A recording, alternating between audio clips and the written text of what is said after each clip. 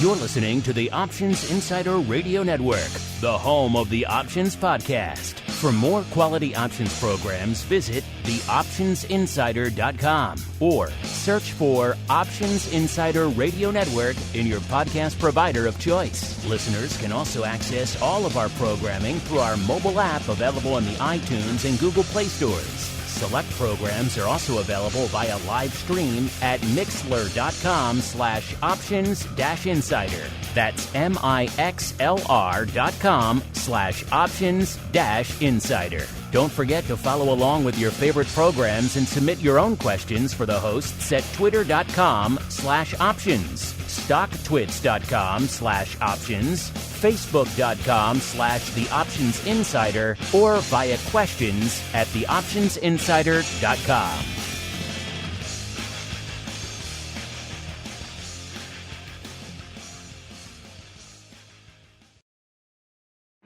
Bitcoin, Ether, Ripple, Litecoin, and more. Cryptocurrencies and other digital assets are taking the financial world by storm.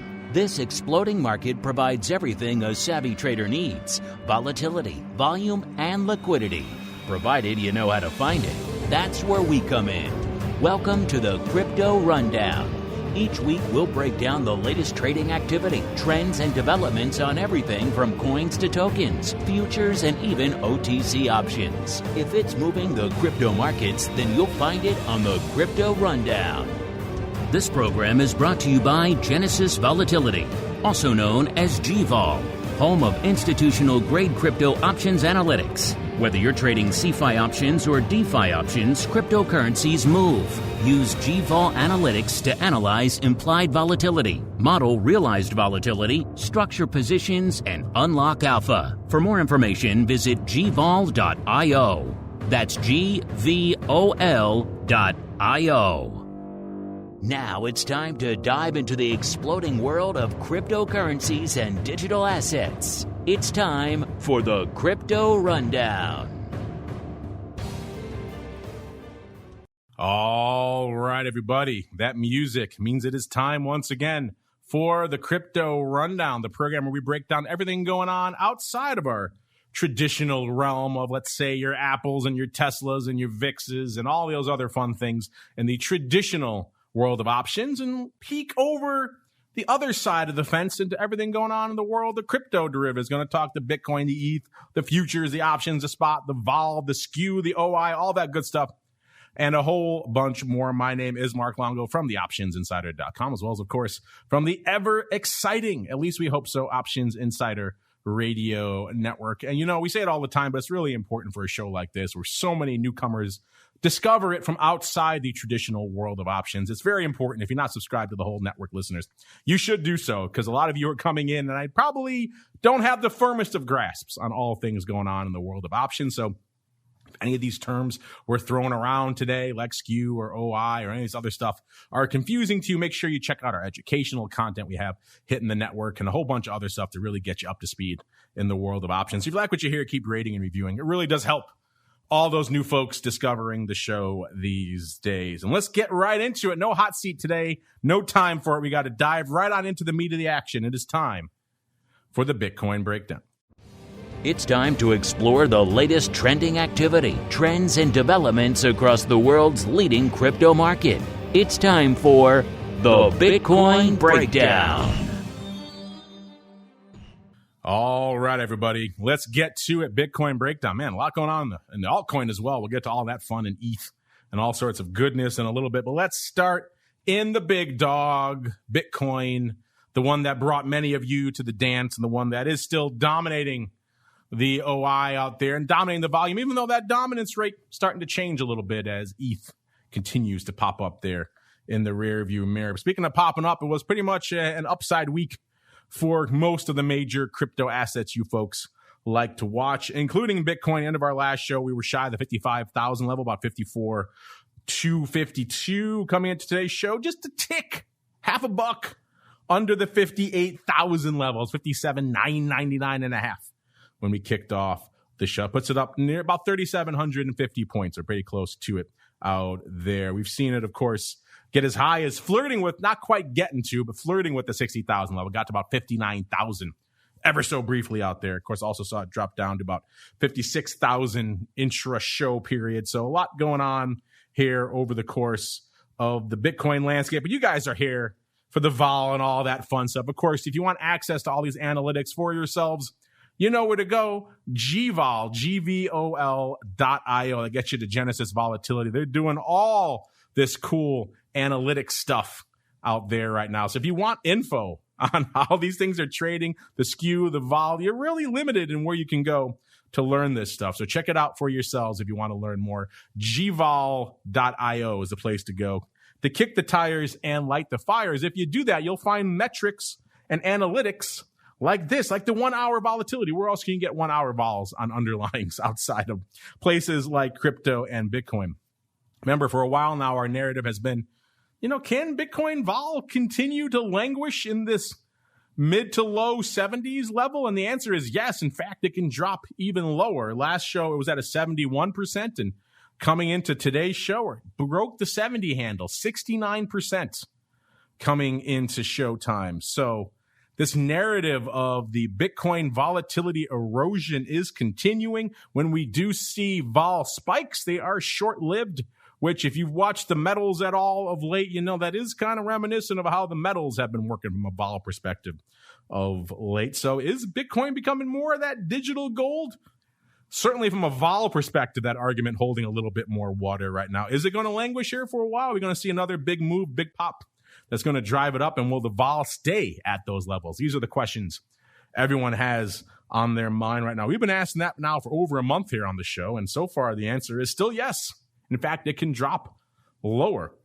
Let's look at the skew out there, see how much evolution we're seeing out there. Remember, they measure skew a little bit differently over there in the crypto space. They look at the 30-20 skew. Usually you're looking at a 50 delta risk reversal. You're looking at a 25 delta call and a 25 delta put. They do it a little bit differently in the crypto land for a couple of different reasons. First off, liquidity not still really there the way it is in, let's say, your Apple and your Tesla and your SPY and your VIX out there. So you can't just take one call each. So it's much more meaningful to take a bit of a strip. And also it's a little bit more informative too to see what's going on with a full strip, a full section of options versus just one strike. And looking at that 30-20 skew, last show was about a 1. This show up a little bit, up to about 2.3 coming into the start of the show. In terms of OI, this is where we're seeing some of the more dramatic swings because April went off the board. Since our last show, listeners, took a lot of contracts with it. Remember on our last show, we had Bitcoin options at about 203,000 contracts open. A lot of those went the way of the dodo over the course of the past week. Now come into today's show, we saw a little bit of that coming back. 165,000 contracts right now in Bitcoin land. In terms of notional OI, we're seeing, again, a similar story as April took a lot of that notional OI, notional value of those options positions. With it, we had about 10 billion worth of notional open on Deribit on our last show. If you added up all the venues, it got to a little bit north of 11 billion.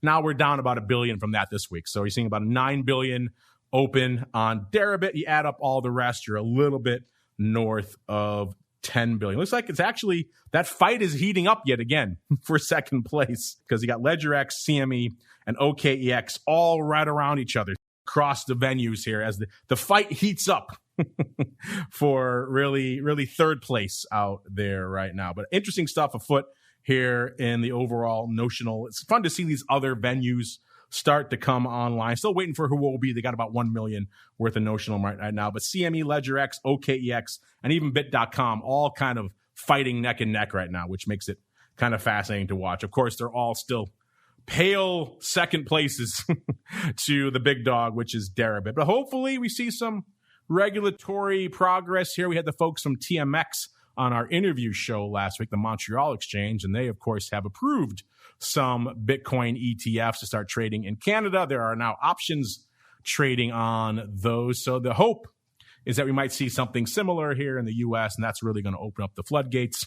And then, of course, people can trade options on that Bitcoin ETF and put them in their traditional securities account, which would be so much easier than having to deal with wallets or trying to tunnel in with a VPN to trade on Deribit, all the things people have to do here right now.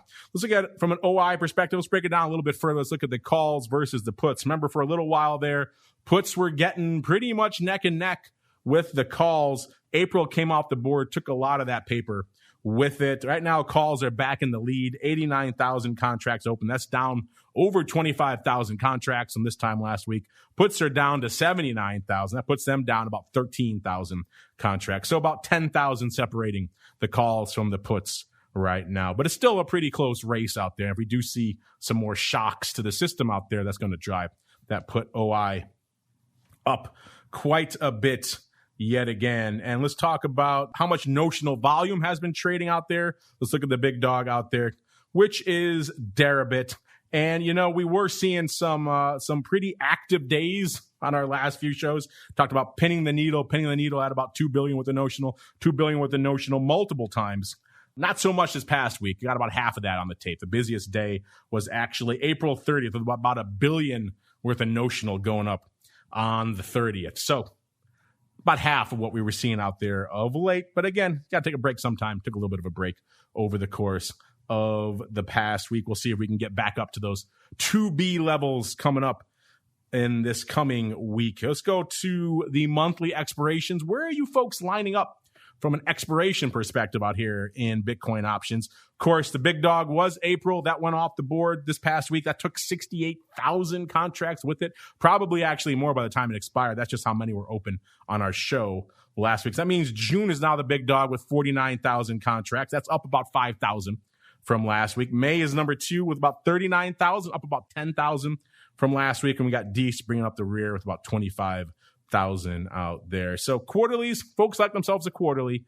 That's still the case for right now, at least in Bitcoin. Although given a lot of the near-term interest we're seeing in Bitcoin right now, I do expect May to crawl its way up there and claw its way up to get to the number 1 spot by the time we see the end of the month here. You guys are always fascinated. You want to know where people are lining up from a strike perspective. What do they have on right now? Again, April kind of didn't wipe the slate clean, but it did change things up a little bit, except for our number 1 spot. The number 1 spot is still the 50,000 strike with about 14,500 contracts open on. Of course, that's in the rearview mirror now. It's more of a hedging strike than it was the optimistic upside strike not too long ago. Number 2 is the 60,000 strike with about 13,500 contracts open. That's down nearly 2,000 contracts from this time last week, but still enough to hold on to the number 2 spot. Number 3, the 40,000 strike, about 11,000 contracts open. That's a newcomer to our top 5, so we don't have the change from last week. Number 4 and number 5 are some of the strikes you're probably more used to, some of the more quote-unquote outlandish strikes. Number 4, we got the 100,000 strike. That's down to about 8,100 contracts. It's down to about 1,300 from last week. So obviously some people had some April par calls on, which, spoiler alert, we didn't get there by April, listeners. Number 5 is the 80,000 strike. That's got about 7,500 contracts. That one got annihilated pretty aggressive. That got pretty much cut in half. There were about 15,000 contracts open on the 80,000 strike last week. So April going off the board showed us April 80,000s and April pars. There was a fair amount open on both, but obviously a lot more on the 80,000 strike. We'll see now if some of these more, shall we say, optimistic strikes fall out of the top 5 as we start to see maybe more relevant strikes, maybe a 65,000 make its way in there, or if these are going to continue to dominate the imagination. They certainly do seem to be capturing people's attention these days, but we'll see if that 80,000 strike, if that can continue to hold your fascination throughout the month of May. Let's go on out to the CME land. By the way, all of you out there who have been asking, and pretty much since launch, you have been asking, hey, what's the deal with the size of this contract at CME? It's too freaking big. It's 5x an underlying that is already closing in on $60,000. Outside of massive institutions, who the hell needs that? You've heard me ask this of CME many times. When are you going to have some sort of smaller bite-sized contracts? I asked it of Tim McCourt not too long ago on our TWIFO program, which, by the way, if you're listening to this show, listeners, you should definitely be listening to This Week in Futures Options. We break down crypto every now and then when it actually does come on the radar over there at CME. But today is a day I think you're going to want to pay attention to what's going on over there at CME, because today is the day they finally listened to me. And by me, I really mean you. It's you folks who have been asking for this since the end of 2017. A smaller, more bite-sized future over there at CME. Today is the day. Micro Bitcoin futures alive and well over there at CME right now. So what are we getting with these micros? If you've been paying attention to anything over there at CME, you know that small is big. They're all over anything. The micro futures that they've launched on equities have been pretty much the surprise hit of the decade over there. People can't get enough of those. It makes sense. They would want to replicate that and get this contract just in the hands of more retail players. Right now, a retail player just can't sling a 5X. It's just too much. So this is going to be 1/10 of a Bitcoin. They didn't go down to 1. They went to 1/10. So there you go. Keeping it nice and small, nice and bite-sized. So that's going to be nice, too, to see some more retail flow start making its way into the CME products. And a lot of people still are concerned. We were just talking about crypto options on our Options Bootcamp program with Dan Passarelli, and he brought up once again the counterparty issue, the clearing issue. That is still a big concern for a lot of people who are coming from the world of traditional options. If you hit a home run on your options position, if you bought the 10,000 calls back 6 months ago and you want to cash them in now, you want the other side of that trade to be there. It's very important. So CME clears these. So you don't have to worry about CME going the way of the dodo. So for a lot of people who are reticent to dive into the crypto options waters, this could be a game changer. And of course, for a lot of our audience, speaking of game changers, I know what you want. You want the options. So it's coming. Next time I have Tim on, which I think might even be this week on Twifo, I'm going to ask him again, when are we getting the options? They're going to demur, do all the things that they normally do. We can't talk about future contracts. But they're coming. They're launching this. They're keeping an eye on this with the goal of launching the options. And then it's open season for all of you out there. You don't have no more excuses. You don't have the size of the underlying. You don't have the clearing issues. You should have a much more deep and liquid marketplace out there. And you could finally get in and start slinging it. I guess maybe you could still take issue, with the Bitcoin reference rate that CME uses. But at the end of the day, you're kind of running out of excuses at this point. So good to see this finally launching. It's going to pave the way for the options. I'm excited. Hopefully you are excited. Looking at the options right now, CME getting a little bit of a boost, I think, just from the approaching onset of these contracts. So we're starting to see more paper on the big 5X contracts. We saw 137 of them going up on Friday. Again, that's not Deribit numbers. Before this contract's actually a lot.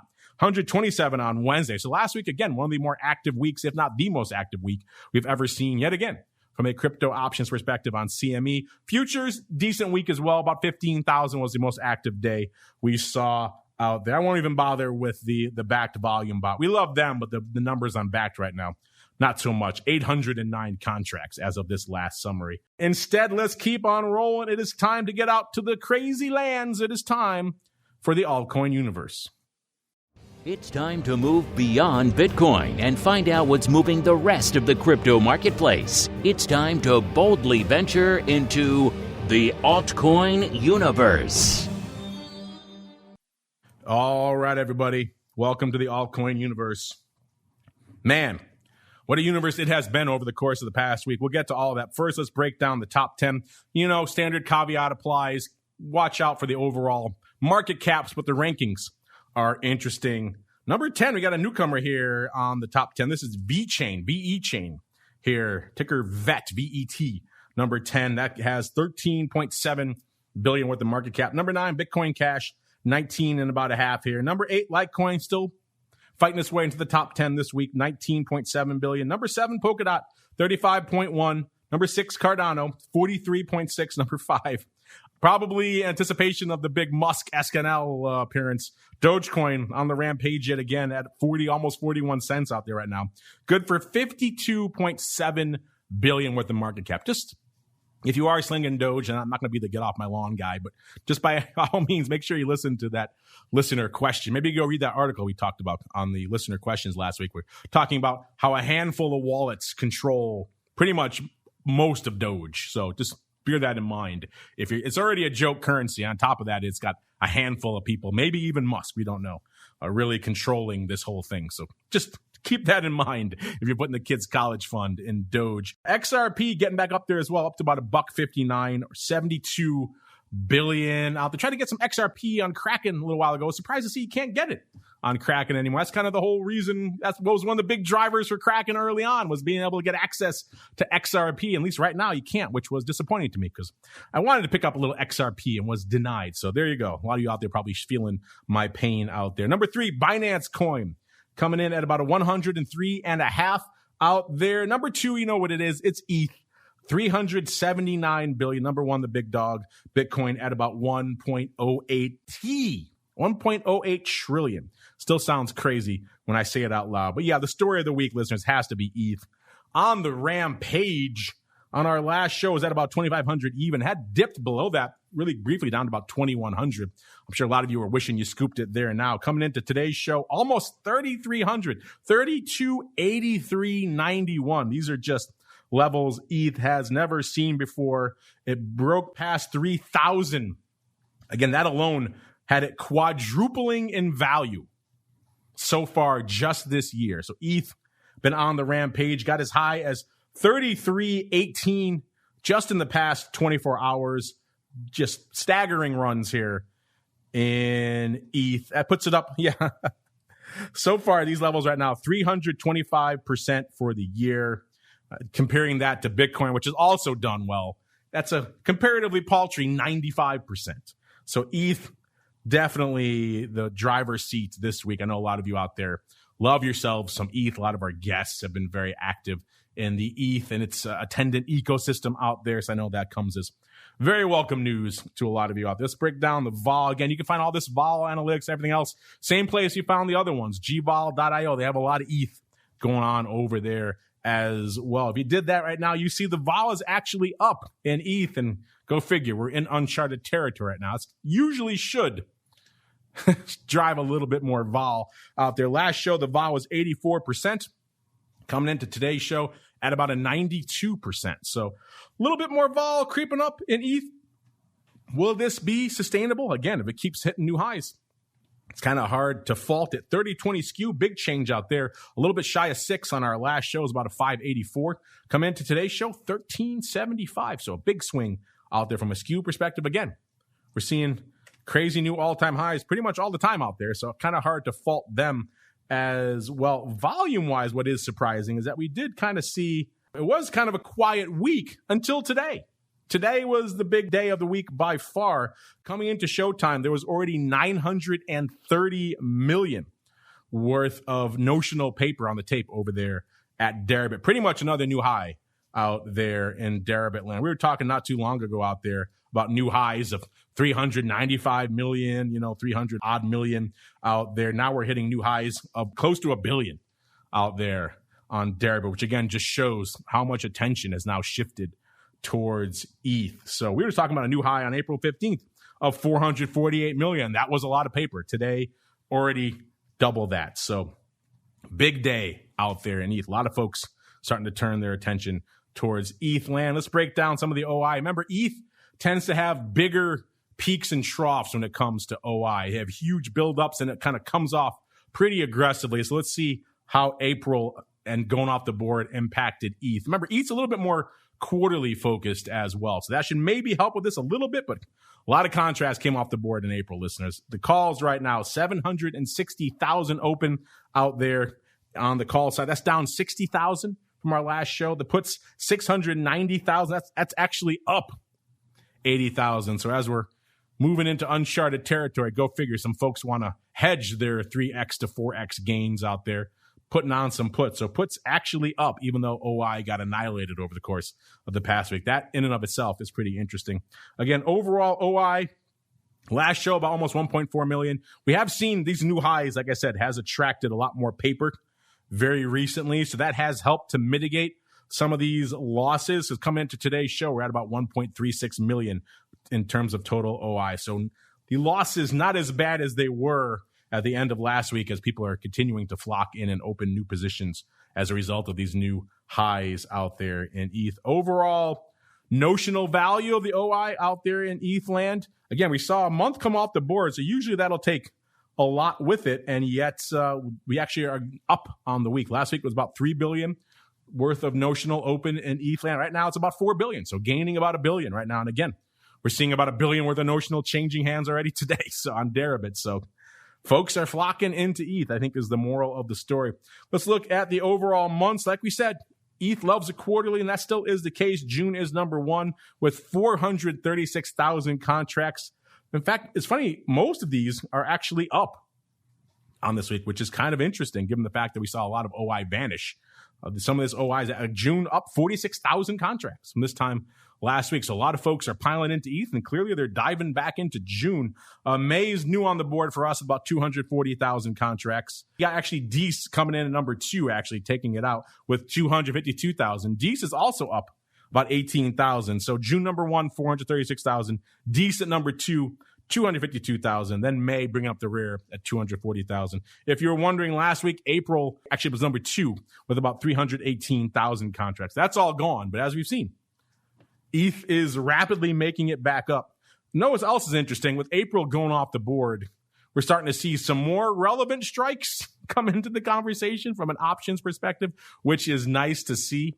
I mean, I guess you can put relevant in air quotes because they're kind of outlandish in the other direction. But at least we're not just talking the 400 strike anymore. The number one size strike right now in ETH options. You ready for this, listeners? The 5,000 strike. There are now 71,000 contracts open on the 5,000 strike. Most of those coming fairly recently because that has outpaced the 400 strike, which is number two, was number one for a long time with 63,000. That number hasn't changed. And the number three is the 320 strike with 62,000. That number hasn't changed. So the 5,000 strike roaring into the number one spot this week in ETH, listeners. This is kind of analogous to not that long ago when we were looking at people loading up on the 30,000 strike in Bitcoin. We were saying to ourselves, that seems like a pretty difficult road to get down, and yet they made it. Can we do something similar in ETH? Clearly, 71,000 contracts out there saying we might have a shot. Again, there could be some overriding there as well, but we know if anything in ETH land, just in crypto in general, a lot of the call activity tends to be a little bit on the optimistic side. So I'm going to go out on a limb and say a lot of that 71,000 contracts is folks wagering we're going to get there by the time of expiration. The number four strike in the top five in ETH right now,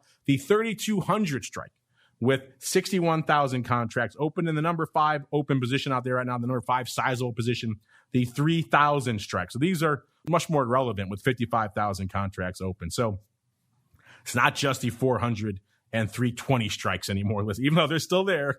Whoever has those open is still open for size.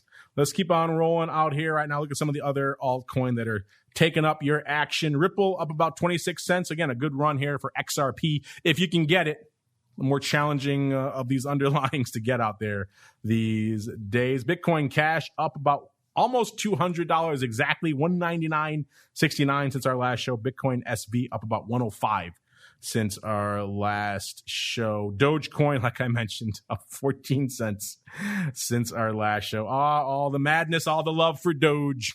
Let's go really quickly now before we wrap up a little bit of your crypto questions. You've got questions about crypto. Who doesn't? It's time to find out the answers to your crypto questions. All right, everybody, welcome to the crypto questions. This is the portion of the show where you folks get to ask us your questions. Sometimes we turn the spotlight back on you like we are doing right now. If you guys haven't followed us, I know most of you do. If you haven't followed us, at Options on most of your major social media platforms. So if you head on over to Twitter at Options, you'll find this very fun poll up there right now where we're asking you, quite simply, if you had to buy a 10% out of the money call, remember that's above the at the money strike, so the underlying has to rally 10% for that call to pay off. If you had to buy a 10% out of the money call that expires at the end of the year, December 31st, in one of these different underlyings, which one would it be? And we gave you four choices. The VIX, so overall equity volatility. The S&P 500 could be any flavor you want. Could be the SPX or SPY or some other flavor therein. Or Bitcoin or crude oil. And right now, again, it just went live before our last show, so it still is early days, but it will still be live by the time you folks get this podcast in your hot little hands or in your hot little ears, whatever the case may be. So you can get on over there to at Options, make your voice heard. If you want to vote for Bitcoin, we didn't have a chance. There's not enough room to put ETH and everything else in there. We kind of had to go with one. Right now, you'll be happy to hear, though, Bitcoin is tied with the S&P 500 with number one, both of those with 35%. Number two, crude oil, 25%. And bringing up the rear, no love for it by the end of the year, is the VIX with only 5%. All right, listeners, that music means I have to get on out of here for this week. But don't worry, a lot more content hitting you throughout the rest of the week. Interview Tuesday, tomorrow, Education Wednesday, Double Dose, Options Bootcamp, Options Playbook Radio. Again, if you're just listening to this show, if you're new to the world of options, you definitely need to be listening to Options Bootcamp, Options Playbook Radio. Speaking of listening, by the way, we've had some people write in saying they have our app and they can't get the crypto rundown through the app, either on iOS or on Android. We have checked. That is indeed the case right now. There is an issue with our app provider. They are working on it. It should be fixed. So by the time you hear this, hopefully you should be able to access the crypto rundown again through our app as well. All of our shows should be available on the app. So if you can't get it, hit us up, let us know. We are working with the app provider to get that sorted out. So you should be able to get access to it. In the meantime, if you want to get access to all the archives, you can always go to our website as well, in case you can't find it on your platform of choice. So again, check out the app. Check out those educational shows on Wednesday if you're new to the world of options. Options Bootcamp, Options Playbook Radio. 2 great shows to get you up to speed. All these things we're talking about here on the show and a whole bunch more. Then, of course, we're back again next Monday with another episode of the Crypto Rundown. This program is brought to you by Genesis Volatility, also known as GVol, home of institutional-grade crypto options analytics. Whether you're trading CeFi options or DeFi options, cryptocurrencies move. Use GVol Analytics to analyze implied volatility, model realized volatility, structure positions, and unlock alpha. For more information, visit gvol.io. That's GVOL.io.